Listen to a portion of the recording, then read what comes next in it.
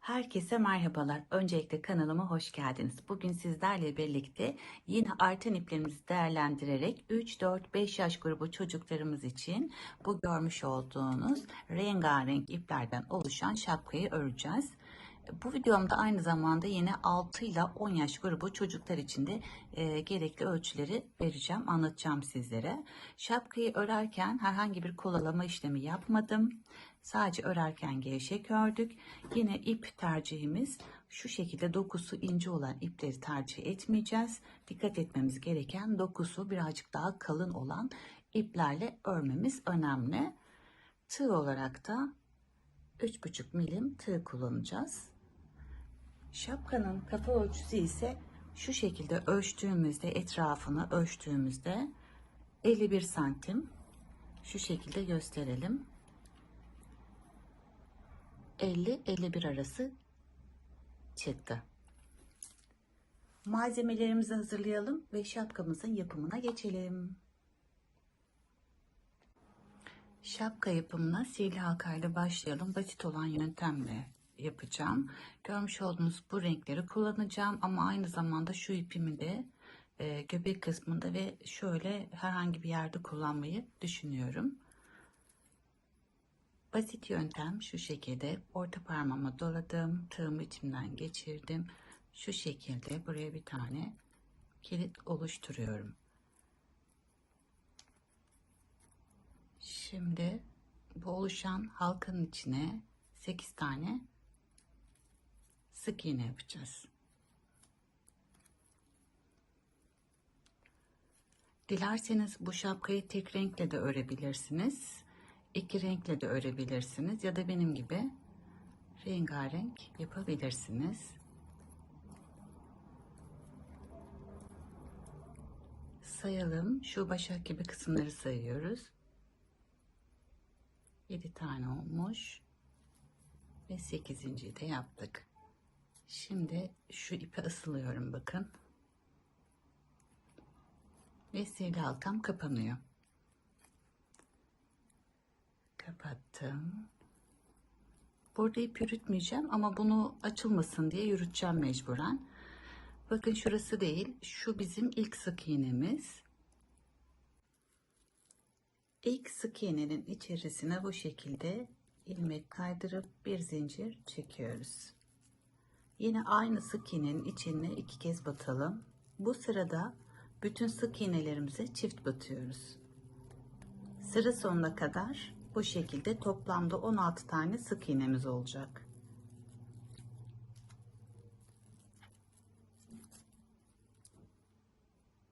Tamamlayalım. 16 tane sık iğnemi yaptım. Sıra sonuna geldim. Bakın, burası bizim sık iğnemiz değil. Burası bizim ilmek kaydırdığımız yer. İlk sık iğnemiz şurası. Şu. İlk sık iğnemiz. Şimdi bu ipi buradan kesiyorum. Bu ip yetmeyecek ama aralarda kullanırım, değerlendiririm diye. Şimdi bunu içinden geçirdim. Ve ilk sık iğnemin içinden arkadan tığımı bu şekilde geçiriyorum. Sonra bakın, şu en son ördüğüm sık iğnenin arkadan şöyle çift olarak aldım. İçinden geçirdim. Ve burayı böyle kapattım. Şimdi sıradaki renkle devam edelim.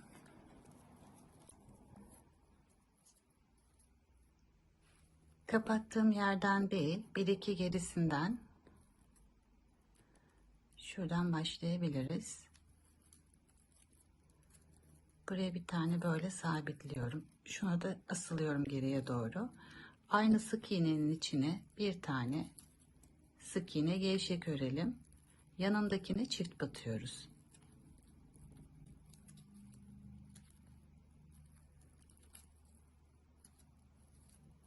Yanındakine tek, buraya çift. Arkadaki ipleri de yürütelim.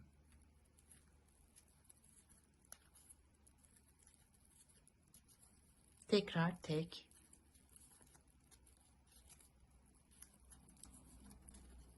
ve de bir tane çift. Elimizde de bu şekilde düzeltelim. Bu şekilde sıra sonuna kadar yapalım. En son sık iğneye geldiğimizde çift batmamız gerekiyor. Bu sırada 24 tane sık iğnemiz oldu. Sıra geldi 4. sıramıza. Sıra sonunda buraya bir tane ilmek kaydırdım. Bir tane zincir. Aynı yere bir sık iğne yaptım. Hemen yanındakine bir sık iğne daha. Üçüncüsüne çift batıyoruz. Aynı yere bir kez daha battım. Şimdi 2 tane tek. Buraya çift batıyoruz. Gevşek örüyorum gördüğünüz gibi. Sıra sonuna kadar bu şekilde örelim. Gösterdiğim yöntemle kapatalım. Sonra sarı ipimizle devam edelim.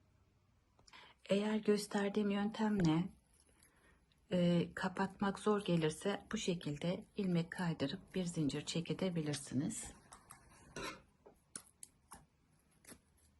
Gösterdiğim yöntemi kullanmak zorunda değilsiniz. Bu yöntemde olur. Şimdi sarı ipimizi alalım.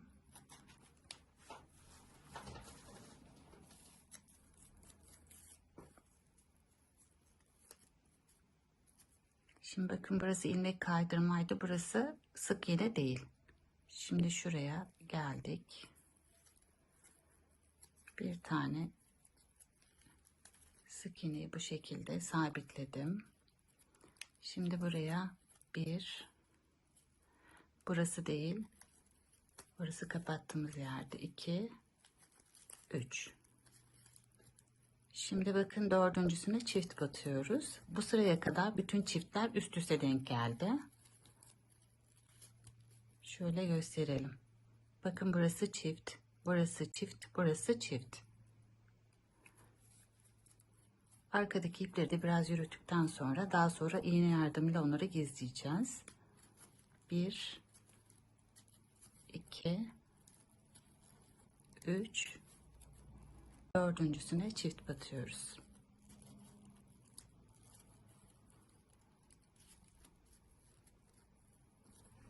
Bu şekilde sıra sonuna kadar tamamlayalım. 5. sıramızda 40 tane sık iğnemiz oldu. Geldik 6. sıramıza. İlmek kaydırdım. Buraya bir zincirle sabitledim. Aynı yere şimdi bir tane sık iğne yaptım.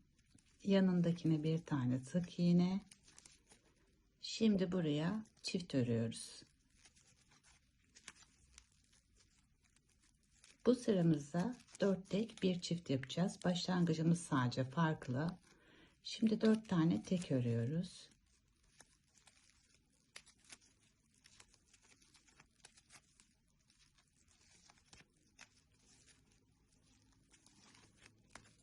Buraya çift.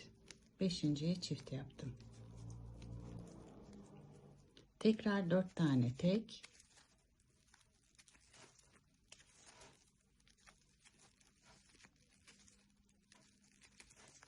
Beşinciye çift yapıyoruz. Buraya çift batıyoruz.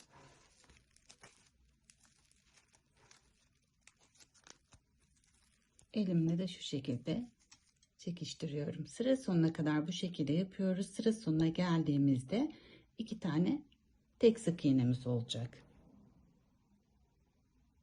Toplamda da 48 tane sık iğnemiz olacak.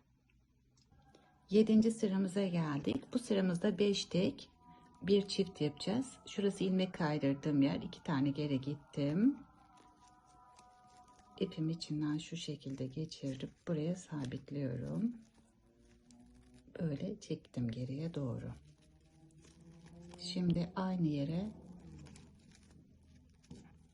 sık iğne yaptım. Yanındakine. Burası ilmek kaydırdığım yerde. 4 oldu.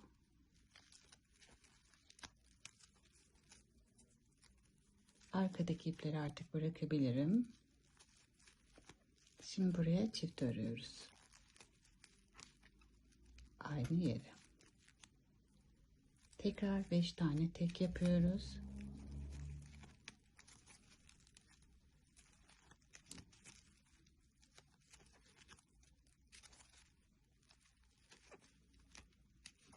Ve şimdi buraya çift batıyorum.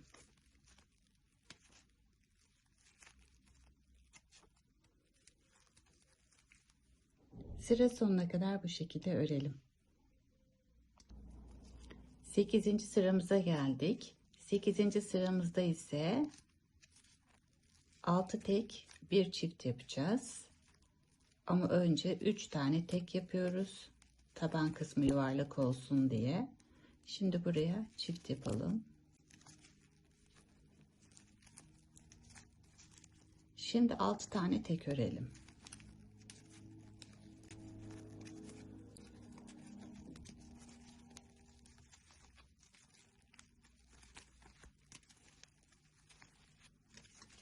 Altı tane tekimi ördüm. Buraya çift batıyoruz.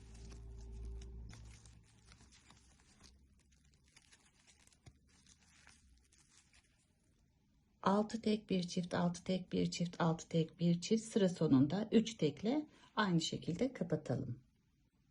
8. sıramı 6 tek bir çift olacak şekilde tamamladım. Toplam 64 tane sık iğnem oldu. Bu sıradan sonra 3-5 yaş grubu için artık artırma yapmayacağız.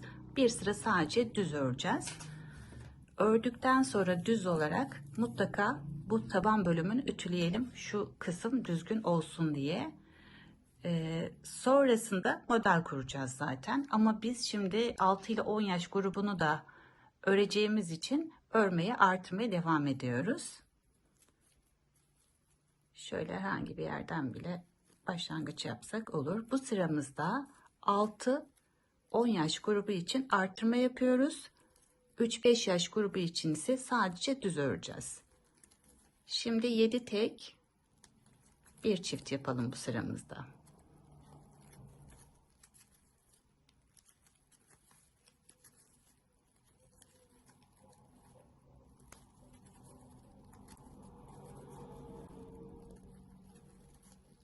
Yedi tek, 8.'ye çift battım.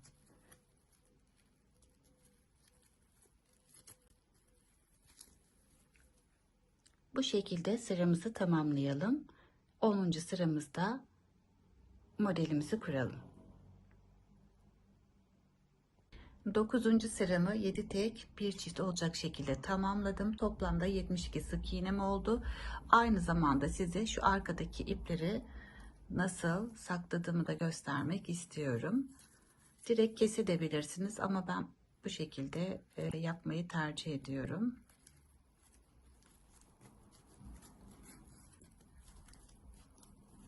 Bakın şöyle geri dönüp şöyle şuraya bir kilit gibi daha sağlam olsun diye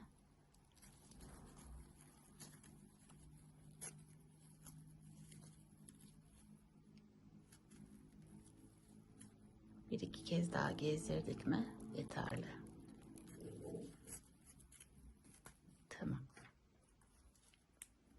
Dipten kesiyorum bu şekilde. Sizler de bu şekilde daha sonra ya da bittikten sonra ipleri temizleyebilirsiniz. Şimdi gelelim 10. sıra, yani her iki yaş grubu içinde 10. sıramızda biz model oluşturuyoruz. Şimdi bakın son sıraya, son sık iğneye kadar ördüm. Şimdi buraya bir tane ilmeği kaydırdım. Şimdi 1 2 3 zincir çekiyorum ve geri dönüp arkadaki sık iğnenin içine bir tane ikili trabzan yapıyorum. Biraz gevşek örelim, uzun çekelim ipimizi. Tığın üzerine ip aldım, geri döndüm, 2 kere de çekiyorum. Şimdi tekrar gösteriyorum. Tığın üzerine ip aldım, bir tane sık iğne atladım, ikincisine şöyle ipimi biraz uzatarak gevşek örerek şimdi geri atladığıma geri dönüyorum. Yani çapraz oluşturuyoruz. Şu şekilde. Bir, ikinciye model. Bakın gevşek ördüm.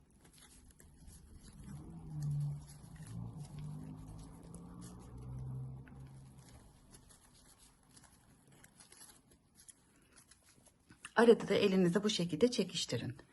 Şimdi bu modeli tamamladıktan sonra 3 sıra düz bir model, 3 sıra düz bir model, buraya kadar örelim, tekrar görüşelim. Şapkamızın model bölümünü tamamladım. Toplamda 36 tane bu şekilde trabzanlar oluştu. Bu model sırasını yapmadan önce şu taban bölümü düzgün olsun diye mutlaka ütüleyelim.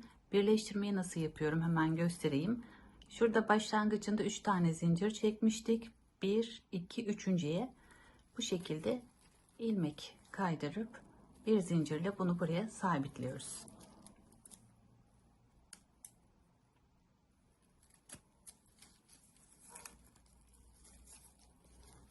Bu şekilde.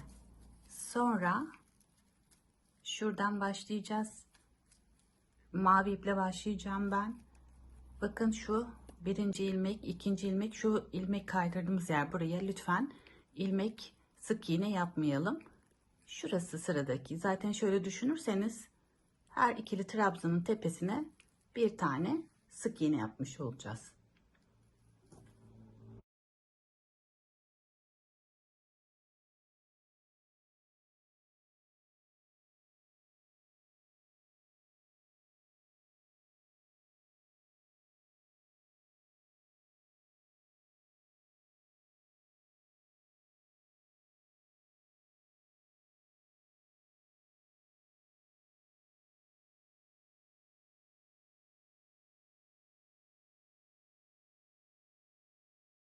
Şapkamızın 3 tane modelini ördüm. Buraya kadar örelim demiştik. Şimdi 2 sıra daha düz öreceğiz renkli ipimizle. 2 sıra daha düz ördükten sonra 3. sıramızda artırma yapacağız. Evet, 2 sıra düz ördüm ben. Şimdi bu sırada bakın 3 tane trabzanlı model kurduk. 1, 2, 3. Her birinin aralarında 3'er sıra düz ördük. En son ördüğümüz modelin arkasından 2 sıra düz ördük. Toplamda gene 72 tane sık iğnemiz var. Yani sık iğnelerimizde değişiklik olmuyor şu sıraları örerken. Şimdi bu sıramızda artırma yapacağız artık. Hemen şuradan başlayalım. Bir tane buraya sabitledik. Hemen aynı yere bir tane sık iğne. Yanındakine de bir tane tek. Üçüncüye çift batıyoruz. Bu sıramızda 2 tek, bir çift yapıyoruz.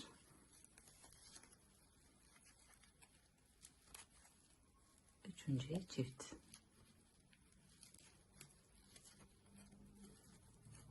Sıra sonuna kadar bu şekilde tamamlayalım. Sonrasında şöyle tekrar trabzanlı modelimizi kuralım.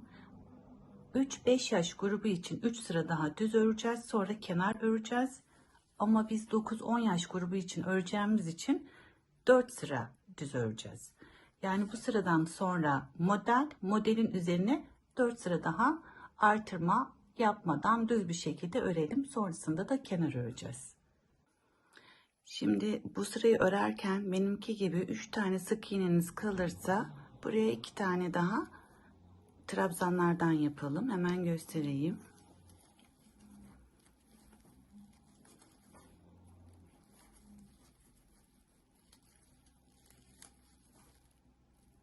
Şuradakinin dibine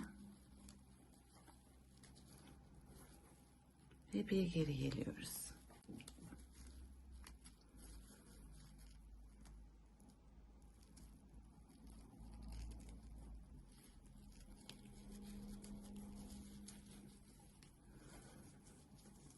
Şimdi 4 sıra düz örelim. Eğer arada potluk, darlık oluşursa 3. sırada her 19 sık iğneden sonra bir artırma yapabilirsiniz.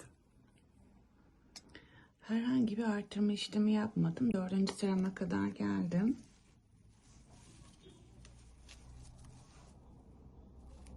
Şöyle göstermek istiyorum kenarını nasıl öreceğimi. Örerken mümkün olduğunca gevşek örelim. Ve elimizle de şöyle çekiştirerek örelim. Şimdi şuraya ilmek kaydıracağım. Tığımı içinden geçirdim. bir zincir, aynı yeri tekrardan bir tane ilmek kaydırdım. Sıra sonuna kadar kenar için bu işlemi yapacağım. Yine gevşek örüyorum. Sonrasında ütüleyeceğim.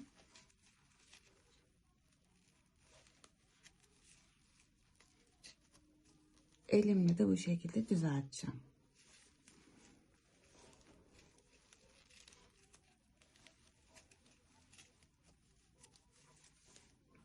Bu içindeki ipleri de bakın, şapkamız oldukça yumuşak oldu. Formu kolay kolay bozulmuyor. Böyle ters çevirip bu iplerini saklayacağım. Şapkamız bitmek üzere. Şu kapatmayı nasıl yaptığımı da sizlere göstereyim. İlk yaptığımız, bakın, ilmek kaydırma vardı. Onun içinden şu şekilde geçiriyorum. Bunu bu şekilde elimle düzeltip şuradan da geçireyim. Bunu iğneyle de yapabilirsiniz. Bakınız şu şekilde. İpimizi arkada gizleyeceğiz. Şimdi şapkayı ütüleyelim. Şu şekilde ilk önce iç kısmından ütüleyelim. Buharlı ütümüzü de yapalım. Hemen şöyle 3 saniye yeterli. Sonrasında da şu şekilde kenarlarına